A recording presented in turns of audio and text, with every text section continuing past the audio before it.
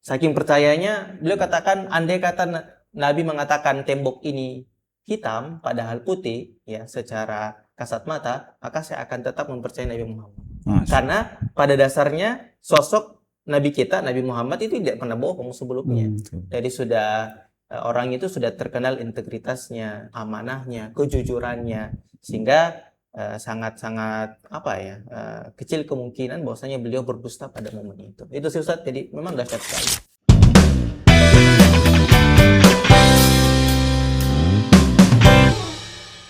Assalamualaikum warahmatullahi wabarakatuh.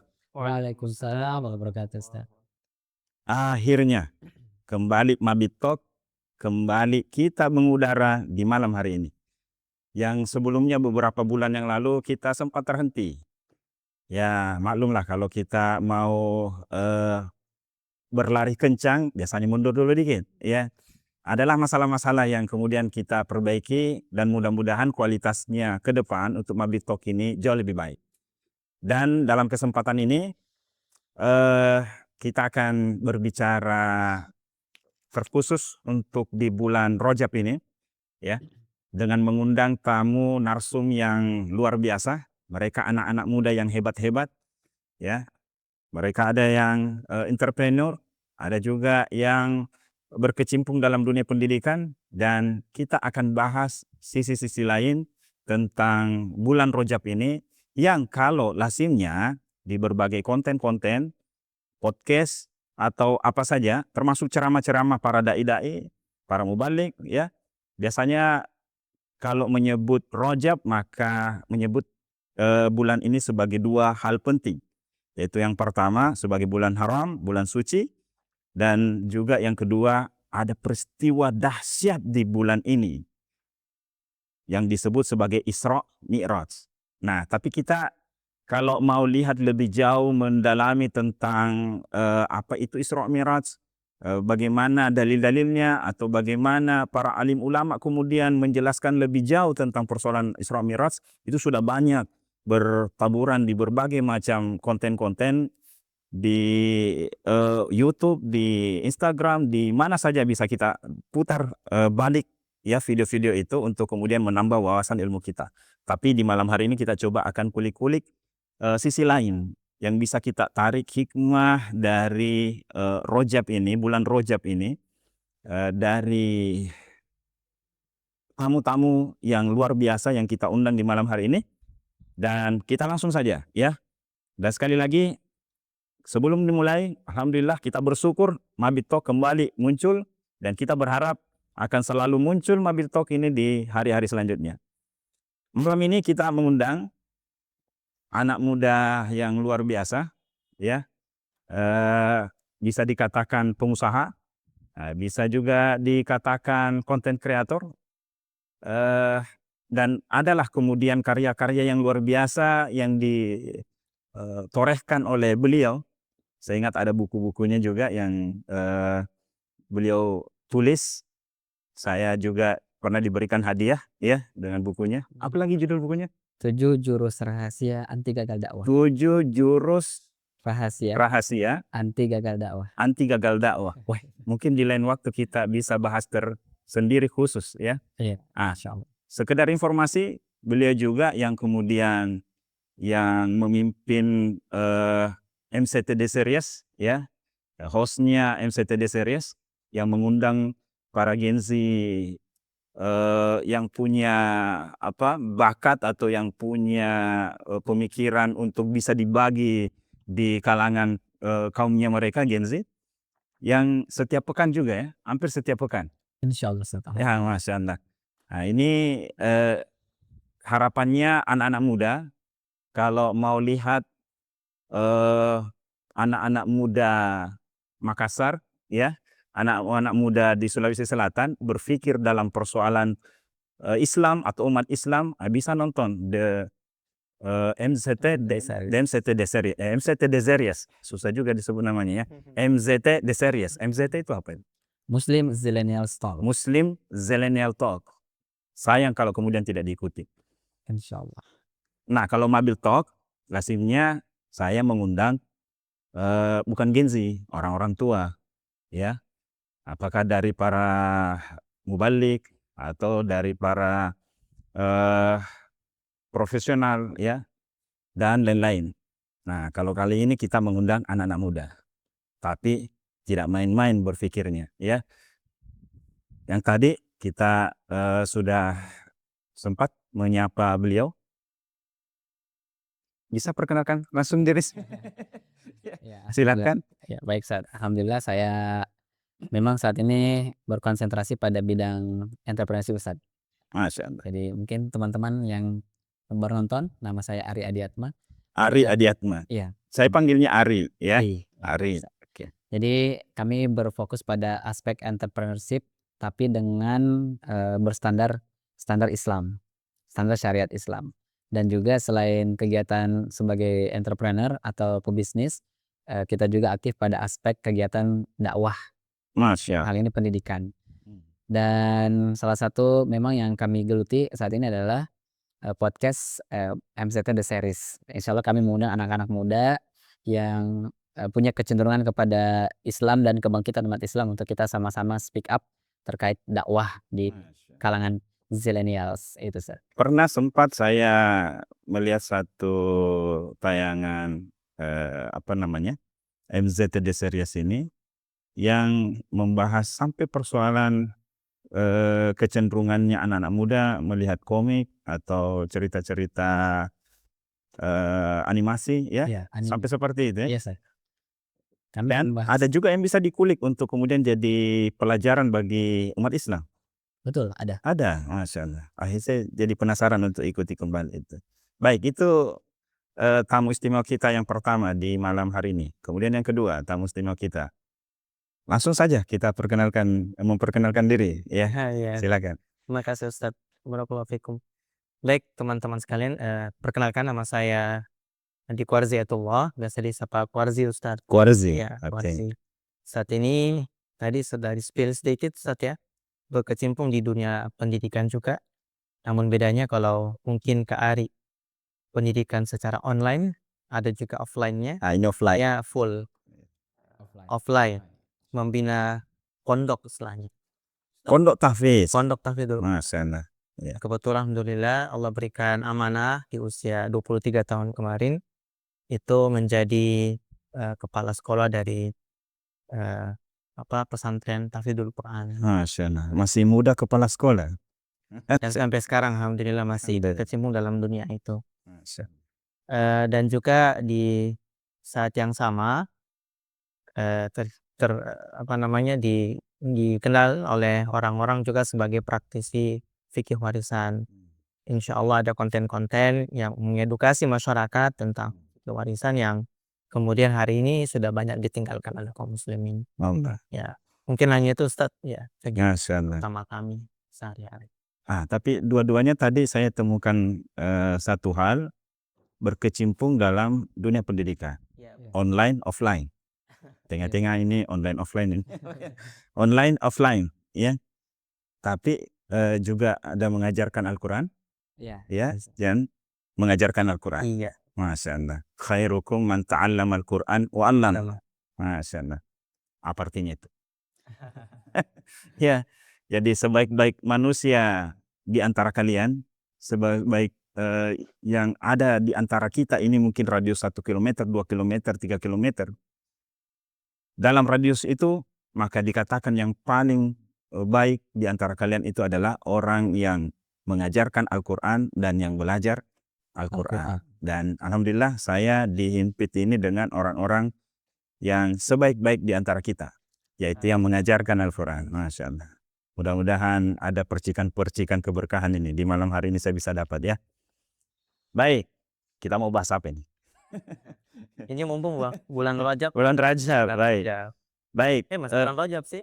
Masih bulan Rajab ya. Masih Rajab. Ini kalau hari ini hari Ahad ini 29 Rajab. Kalau tidak salah 29 Rajab ya.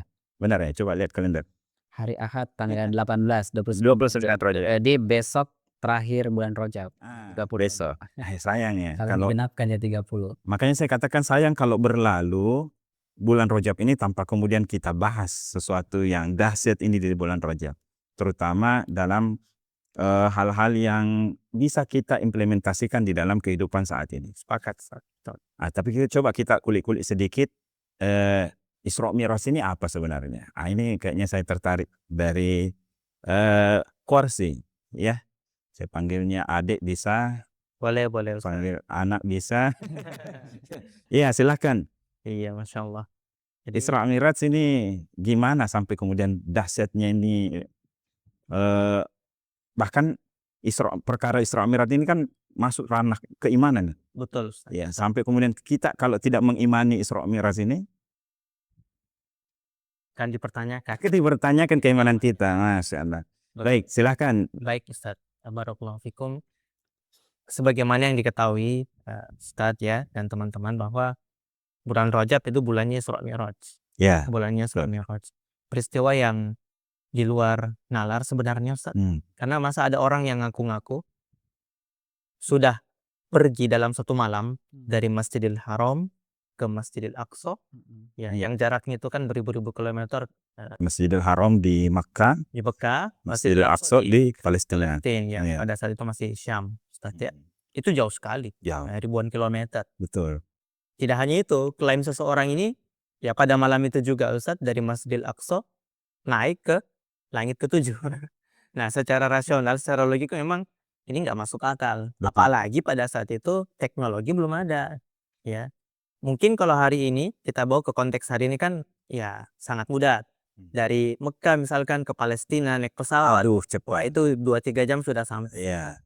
Itu konteks hari ini. Namun kalau pada saat itu 1400 tahun yang lalu itu sangat mustahil sebenarnya. Di luar nalar. Di luar nalar. Ditambah naik lagi ke langit ketujuh ya. Yang dimana pada saat ini saja ya belum ada yang bisa sampai kepada ujung langit pertama ya, apalagi sampai ke langit ketujuh. Jadi memang super dahsyat ya kejadian ini. Nah, sebagaimana yang Ustaz sebutkan tadi bahwa butuh keimanan untuk meyakini ini Ustaz. Teman-teman sekalian ya. Mengapa demikian? Karena tadi di luar dari akal manusia, kemampuan akal manusia untuk menalarnya. Ya, makanya kan pada saat itu Abu Bakar As-Siddiq ya saking percayanya kepada Nabi Muhammad, karena sosok yang dimaksud tadi itu Nabi Muhammad Ustaz. Ya. Saking percayanya, beliau katakan andai kata Nabi mengatakan tembok ini hitam padahal putih ya secara kasat mata, maka saya akan tetap mempercayai Nabi Muhammad. Karena pada dasarnya sosok Nabi kita, Nabi Muhammad itu tidak pernah bohong sebelumnya. Jadi sudah orang itu sudah terkenal integritasnya, amanahnya, kejujurannya, sehingga sangat-sangat kecil kemungkinan bahwasanya beliau berdusta pada momen itu. Itu sih Ustaz, jadi memang dahsyat sekali. Dan itu terjadi di bulan Rajab Ustaz. 27 Rajab ya. 27 Rajab. Betul. Walaupun ulama kita berbeda pandangan. ya. Ada yang mengatakan di bulan lain sebab bulan Rajab itu kan di tahun 10 kenabian, di situ juga meninggal dua sosok yang sangat Rasulullah cintai, yaitu pertama istri beliau Khadijah dan yang kedua paman beliau Abu Thalib, ya. Di mana dalam satu riwayat dikatakan bahwa Khadijah itu meninggal di bulan Ramadan. Tahun 10 kenabian. Nah, sedangkan kemudian di riwayat lain dikatakan Isra Mi'raj itu di bulan Rajab. Seharusnya kan kalau memang disebut sebagai tahun kesedihan dan sebagai hadiah penghibur Nabi, Isra Mi'raj itu ya seharusnya bulan Isra Mi'raj itu bukan di bulan Rajab ya, tapi di bulan setelah Ramadan. Wallahu a'lam. Tapi ya masyhurnya ulama mengatakan bahwa bulan Rajab kejadian itu. Iya begitu sekali Ustaz. Jadi kejadian Isra Mi'raj ini betul-betul menguji keimanan.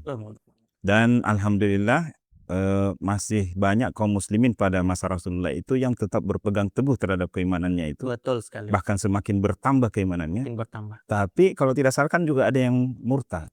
Ada yang tidak percaya. Ada yang tidak percaya. Gimana sampai seperti itu? Kenapa?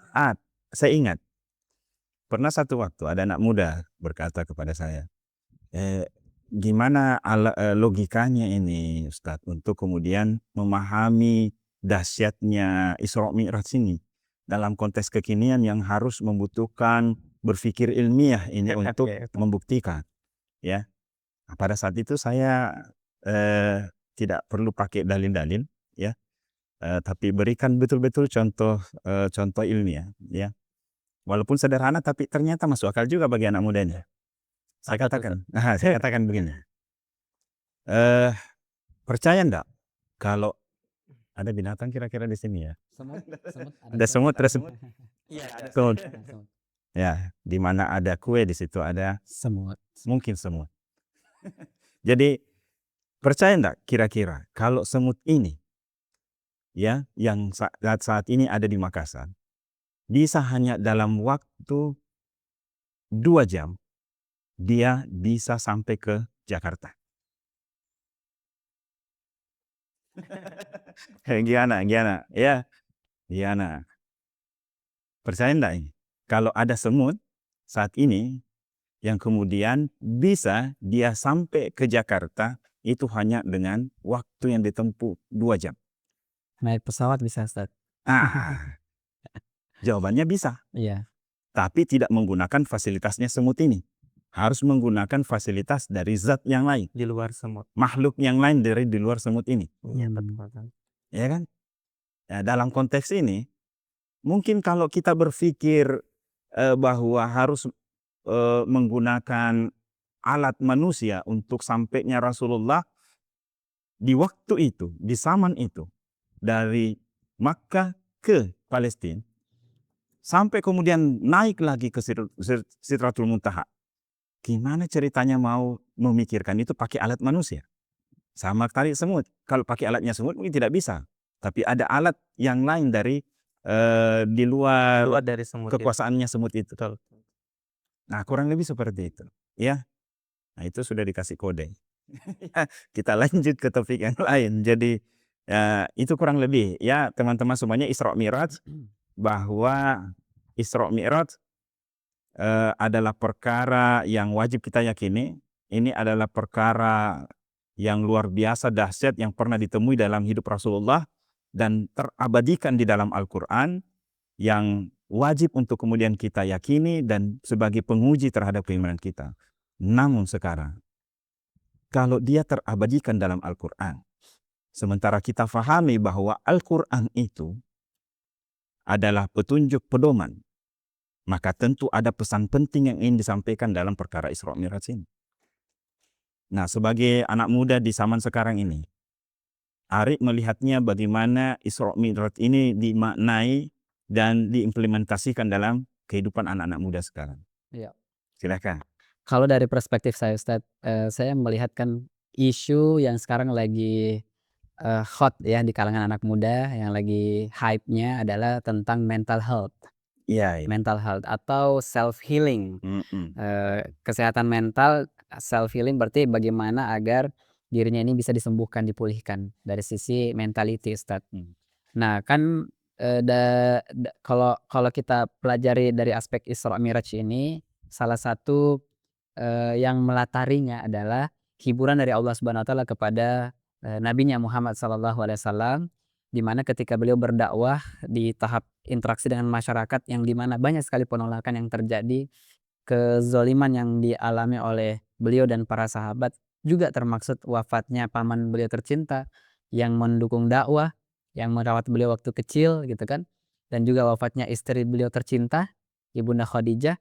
Nah, disinilah Allah menghibur Nabi dengan perjalanan atau traveling ya. Traveling oleh Tuhan semesta alam berupa Isra dari Mekah ya ke Masjidil Aqsa dan Mi'raj dari Masjidil Aqsa ke Sidratul Muntaha. Ini luar biasa sekali, dan disinilah self healing dari Allah Subhanahu wa taala kepada Muhammad berupa perintah pelaksanaan sholat yang awalnya 50 kali sehari, sekarang sisa 5 waktu. Jadi kalau seorang muslim sejati di zaman now, Ustadz, ketika mengaku pengikut Nabi Muhammad, maka ketika mereka mau kemudian melakukan self healing, ada beberapa poin yang bisa kita lakukan, yakni melakukan misalnya perjalanan keluar dari tempat tinggal kita. Tapi di sisi lain ada juga hal yang kita tidak bisa lupakan, yakni melaksanakan sholat. Dan memang kalau sholat kita insya Allah betul, ketika kita selesai melaksanakan atau kita pulang dari masjid, maka hati kita akan menjadi lebih tentram.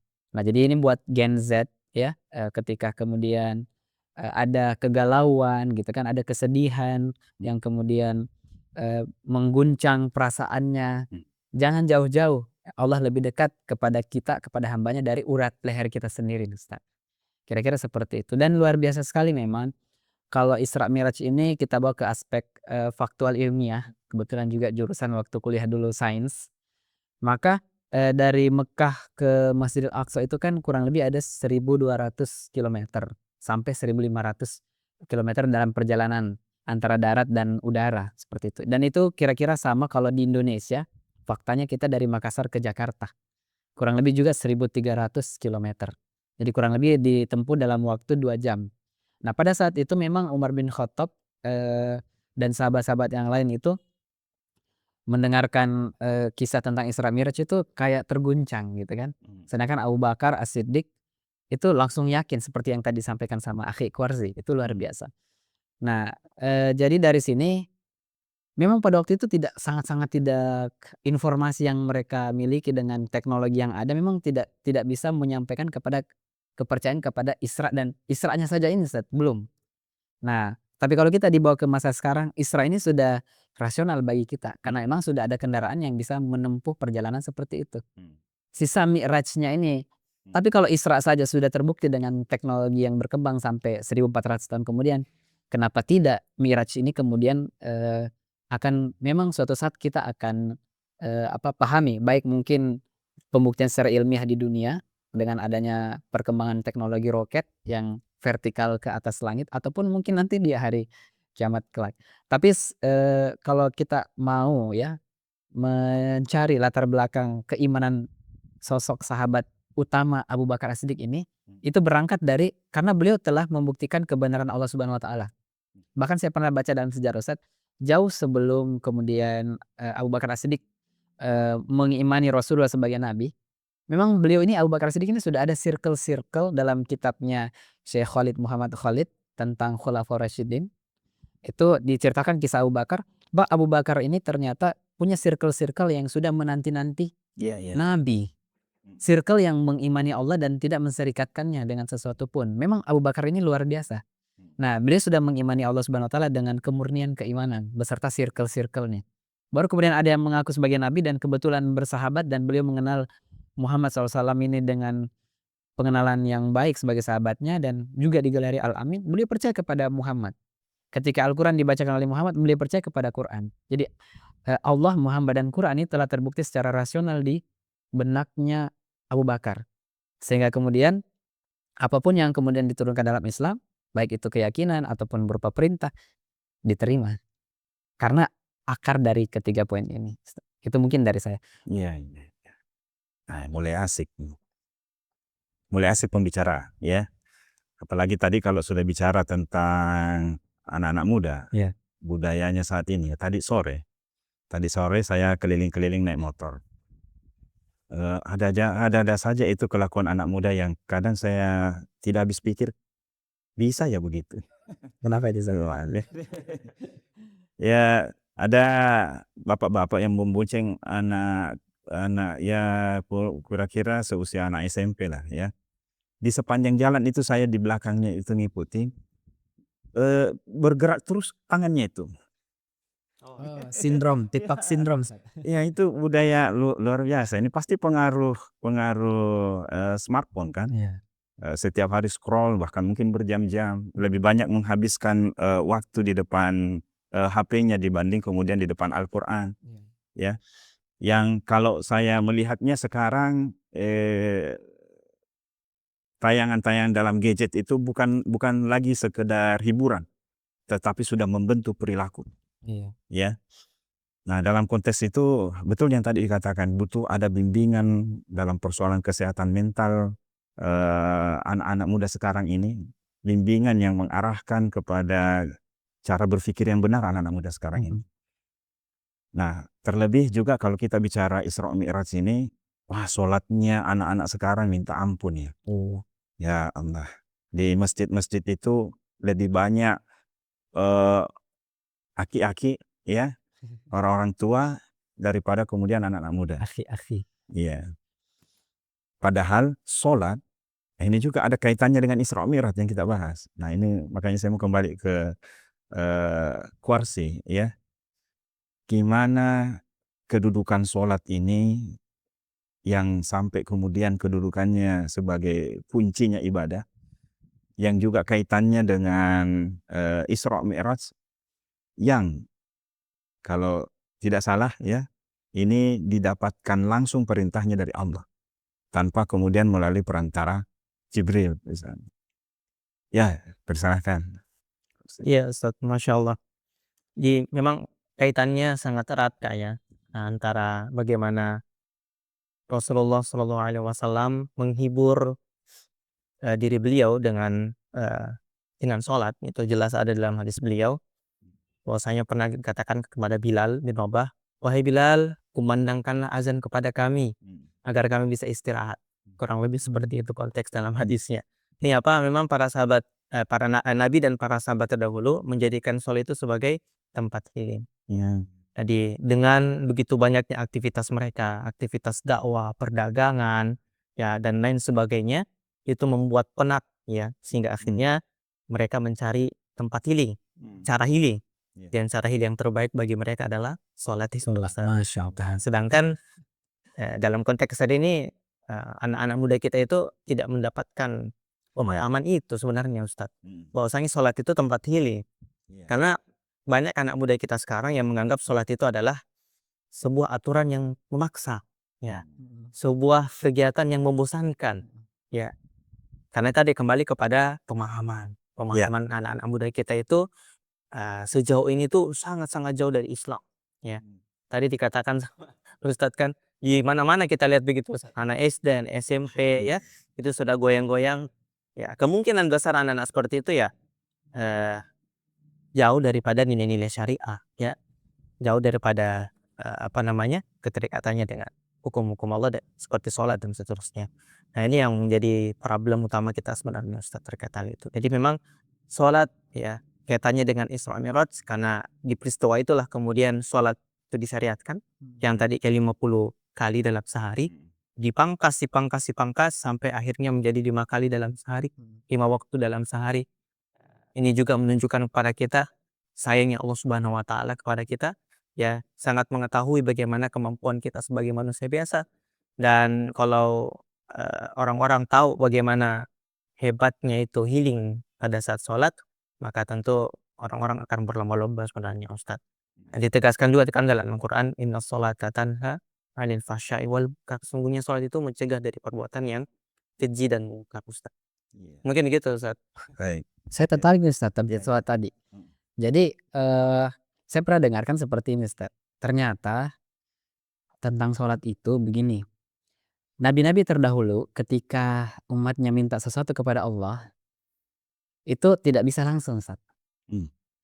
Jadi harus wahai Musa, kami mau makanan dari surga, mintakan kami kepada Allah. Kan begitu Ustaz. Jadi Nabi Musa pun berdoa, diberikanlah. Jadi melalui perantara dulu. Nah, dan itu nabi-nabi terdahulu. Tapi luar biasanya nih Ustaz, saya langsung teringat dari penyampaian Kak Kwarzi, Akhi Kwarzi, bahwa kalau dalam Islam itu dengan adanya Isra dan Mi'raj, kita sebagai muslim ini bisa langsung sholat, berdoa, gitu kan, kepada Allah Subhanahu wa taala. Kan kalau kita memaknai semua bacaan-bacaan sholat itu hampir semuanya doa. Termasuk duduk di antara dua sujud, gitu kan, itu semuanya doa kita kepada Allah. Dan setelah sholat pun biasanya kita Berdoa Jadi lagi. Dari awal sampai akhir itu doa semua itu. Berarti ini connecting langsung antara kita dengan Tuhan kita kan. Tanpa perantara, harus dulu ya Nabi Muhammad tolong ini. Baru kemudian ke Allah. Ini berarti something yang sangat spesial ya, yang diberikan oleh Allah Subhanahu wa taala kepada umat Nabi Muhammad dan umat Muhammad. Nah, ini luar biasa. Tiba-tiba teringat nih Ustaz. Masya Allah. Lanjut Ustaz, silakan. Iya.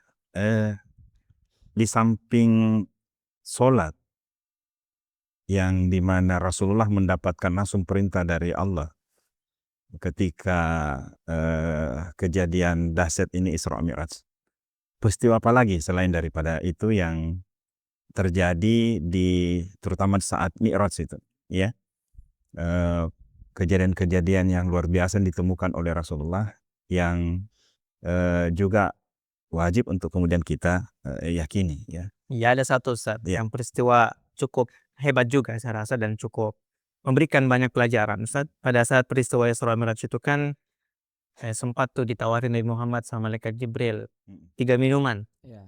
Iya, iya. Ada susu, ada madu, dan ada khamar. Mm. Ya. Dan setiap pilihan itu mempunyai konsekuensi masing-masing. Dan alhamdulillahnya Nabi kita Muhammad SAW pada saat disuruh pilih itu memilih susu Ustadz, bukan memilih yang lain. Masya Allah. Ya, yang diartikan oleh para ulama kita dengan memilih susu itu bahwa umatnya Nabi Muhammad ini akan berjalan sesuai dengan fitrahnya. Artinya secara dasar umat Nabi Muhammad itu baik, umat Nabi Muhammad itu tidak keluar dari fitrah ya, dan tidak masuk ke dalam kesesatan. Andai kata para ulama kita ya, Nabi Muhammad memilih arak misalnya, nauzubillah, maka umat Nabi Muhammad itu Pemabuk. pem- dan juga sudah terbangun dalam dirinya yaitu sifat-sifat yang mengarah kepada kesesatan. Dan untungnya itu tadi, makanya sebenarnya umat Nabi Muhammad itu umat yang sangat spesial. Karena dengan adanya keterangan tadi, kita bisa memahami bahwa kita ini sudah satu langkah nih di depan. Kita sudah mempunyai fitrah itu. Fitrah melakukan kebaikan, fitrah mensucikan sesuatu yang memang pantas untuk disucikan. Itu sebenarnya. Iya. Nah itu luar biasa ceritanya ya, yang tadi disampaikan ini membuat kita harus selalu kembali ke fitrahnya kita ya. Jadi kalau kita malahan mabuk-mabukan, termasuk mabuk dengan dunia ini, itu tidak sesuai dengan fitrahnya kita. Tidak sesuai. Ya. Di Isra Mi'raj juga ini kan kemudian ada kejadian di mana Rasulullah diperlihatkan surga, diperlihatkan neraka ya. Di Isra Mi'raj juga ini ada kejadian, nah ini luar biasa, di mana Rasulullah memimpin sholat, di mana makmumnya adalah seluruh para nabi dan rasul. Masya Allah. Nah, ini kan sebenarnya memberikan kesan kuat bahwa Rasulullah itu, Nabiullah Muhammad SAW adalah Sallallahu alaihi wasallam. Sayyidul Anbiya, Masya Allah. pemimpin para nabi ya. Yang dengan kata lain, dinul Islam ini adalah pemimpin dari syariah sebelumnya. Nah, ini berarti sebuah kebanggaan juga kita bagi seorang umat Islam yang telah berada di masa saat ini sebagai umatnya Rasulullah. Nah, berbicara sebagai umatnya Rasulullah, nah ini juga ada kaitannya dengan Isra Mi'raj. Dan kembali juga tadi bicara masalah anak-anak muda. Seperti yang kita ketahui sekarang ada beberapa tempat di dunia yang lagi bergejolak ya, di mana para pemimpinnya, para penguasanya, pemerintahnya selama ini melakukan kezaliman ya, lalu kemudian ternyata yang bergerak itu adalah anak-anak mudanya untuk menggulingkan rezim gitu, yang banyak bersuara. Sebenarnya kurang lebih juga di negeri kita yang kemarin ada demo besar-besaran ya, termasuk Indonesia Gelap ya. Itu banyak yang berbicara adalah anak-anak muda. Ya. Nah, dalam konteks ini bahwa memang yang menjadi harapan di masa depan, pilar-pilar perubahan adalah anak-anak muda. Namun kalau kondisinya adalah seperti tadi yang digambarkan, jauh dari Al-Quran, jauh dari masjid, jauh dari syariat Allah, khawatirnya perubahannya itu juga dari hal yang gelap menuju ke kegelapan yang lain. Ya, karena kita paham meyakini bahwa kalau mau menuju ke terang, ya haruslah kembali ke Islam. Ya, dalam konteks ini, bagaimana berdua, kiri kanan saya yang luar biasa ini, para pengajar Al-Quran, memandang melihat anak-anak muda sekarang ini, masih adakah peluang untuk kita bawa kepada perubahan yang sesuai, perubahan yang menuju Islam. Di saat gempuran budaya-budaya luar juga kuat sekali ke mereka ini. Setiap saat, setiap waktu mereka pegang gadget itu. Ya, kita mau dialog diskusi dengan mereka mungkin hanya berapa menit, mungkin berapa jam lah paling lama. Ini nonton podcast ini paling berapa lama Pak Abu? Pak Abu berapa lama ini podcast ini? Ya mungkin ya enggak sampai setengah jam lah, atau mungkin paling lama setengah jam. Nah, sementara mereka pegang HP itu berjam-jam, Iya. pagi, siang, sore, malam. Mereka lebih banyak dididik itu dengan budaya-budaya gelap, ya. Iya. Nah, gimana ini? Ayo kita coba ini sebagai closing lah. Silahkan. Iya, dari saya nih, Ustaz. Jadi karena memang juga praktisi edukasi anak muda gitu kan, terkhusus di Makassar. Jadi memang anak muda itu betul, Ustaz, memang punya potensi yang sangat-sangat besar. Karena apa? Energi mereka sangat-sangat banyak, waktu mereka juga sangat-sangat banyak. Sisa bimbingan yang memang perlu diberikan kepada mereka. Karena memang sangat banyak sekali distraksi, kita berada di era itu, akhirnya memang harus lebih konsentrasi kepada personal buat mereka. Seperti itu. Jadi datang hadir sebagai kakaknya, sebagai mentornya yang kemudian memberikan bimbingan atau kalau bisa kita sebagai role model lah. Karena memang di masa muda waktu masih SMP, SMA kan kita selalu mencari siapa nih role model saya. Karena tidak ada yang tidak banyak yang ideal yang muncul, waktu itu banyak di zaman saya yang menjadikan anak-anak punk sebagai role model sampai rambutnya dirias-rias, runcing-runcing gitu kan. Iya, iya, iya. Itu kan komunisme, sosialisme itu kebanyakan. Kemudian juga ada sampai yang anak-anak emo yang rambutnya miring-miring kan di zaman itu. Kira-kira setiap zaman itu kebutuhan kita sama sih sebenarnya meskipun fasilitasnya yang berbeda atau tren yang berbeda.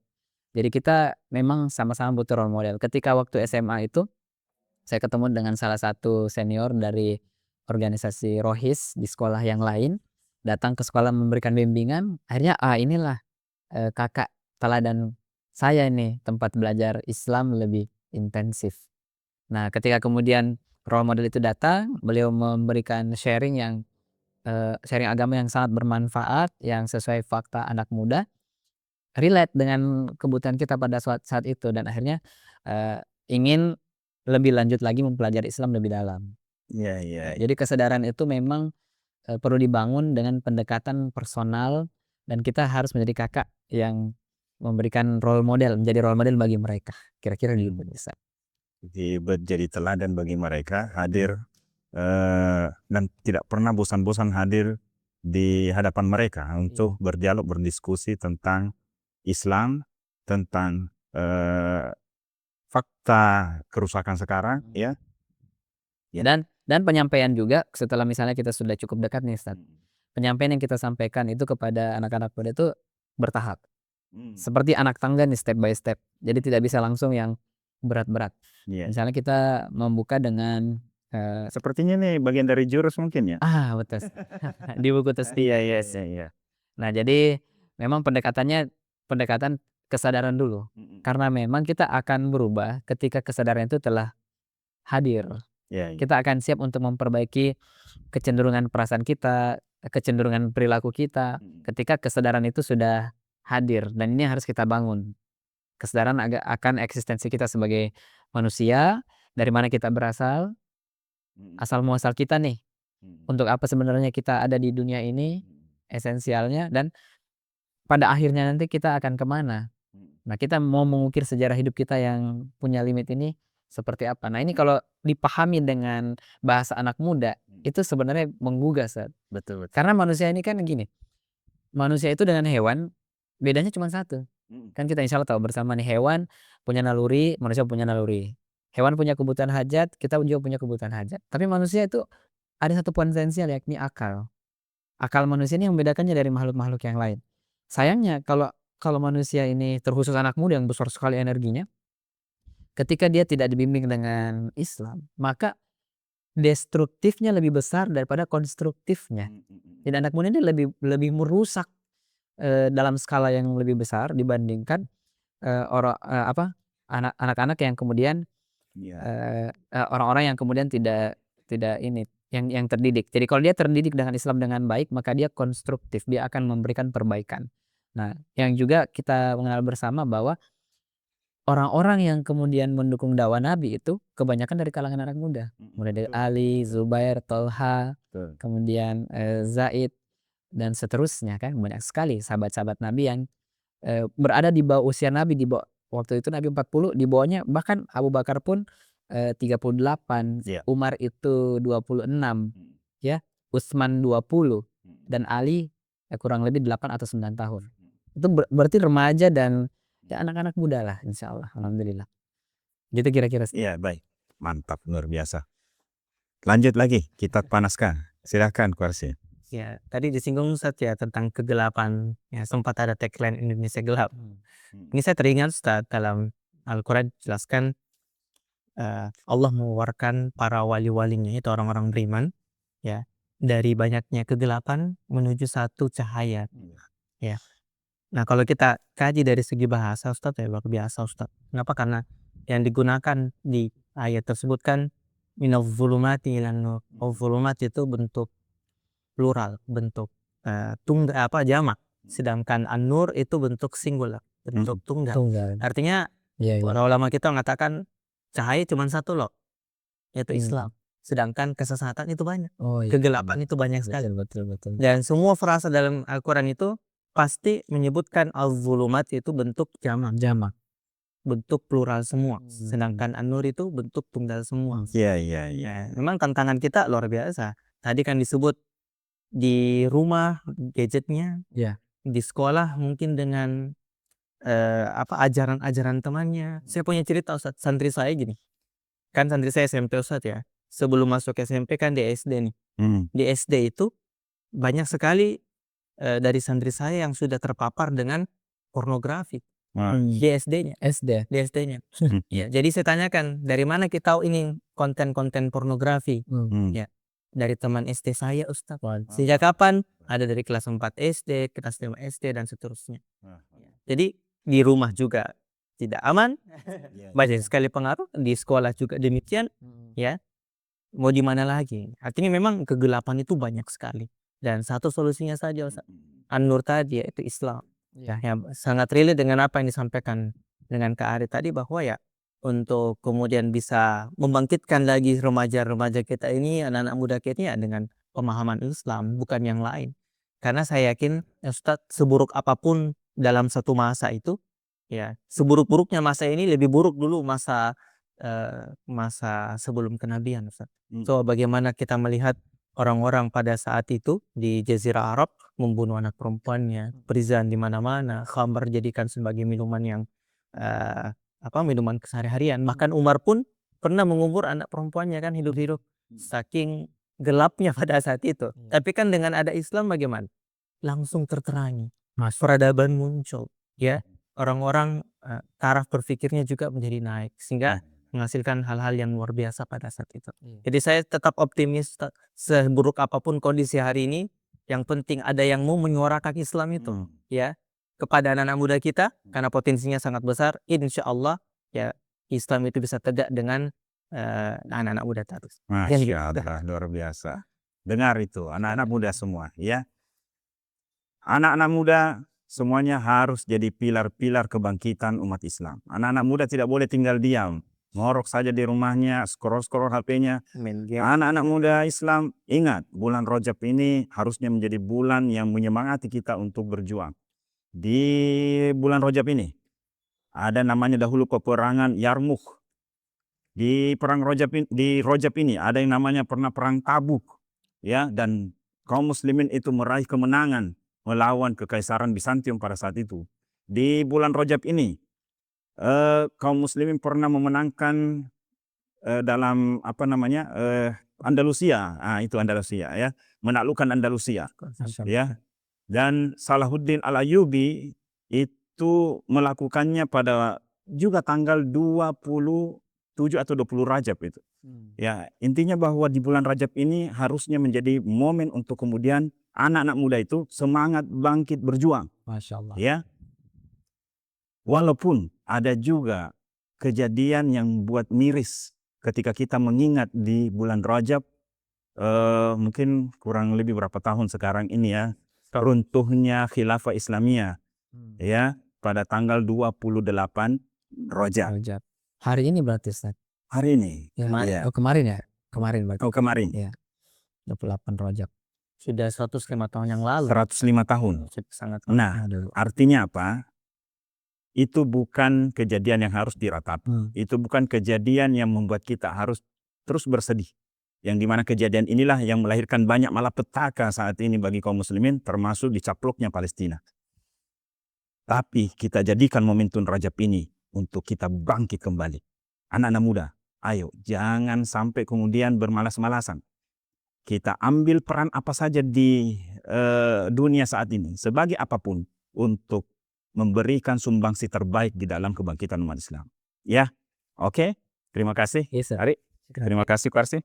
Jangan pernah bosan-bosan. Kalau Ari sih selalu ada ya di acara-acara Mabit. Ya. Mungkin demikian. Terima kasih. Kita akan ketemu kembali di acara Mabit Talk dengan tema-tema yang lain yang lebih seru, dengan mengupas sisi lain kisah-kisah apa saja. Dan terima kasih para pemirsa untuk selalu bersama dengan Mabit Channel Makassar Bina Taqwa. Assalamualaikum warahmatullahi wabarakatuh. Waalaikumsalam warahmatullahi wabarakatuh. Ayo minum, mari. Bismillah.